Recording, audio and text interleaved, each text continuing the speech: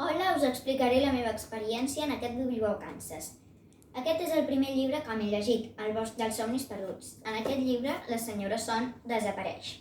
Per cert, com que és el meu personatge preferit, jo també desapareixeré, com ella, d'acord? 1, 2 i 3.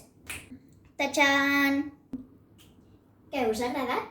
Bé, la paraula que he après nova en aquest llibre ha sigut guirigall, que significa xivarri o soroll. Llavors, el segon llibre que m'he llegit ha sigut aquest, Els 7 cavernícoles contra els fantasmes del bosc. En aquest llibre desapareix el Glis-Glis, que és el liró d'en Cromi. I llavors el Cromi el va buscar en un bosc que en principi està encantat. I descobreix que el bosc no està encantat, descobreix la mel i troba el Glis-Glis finalment.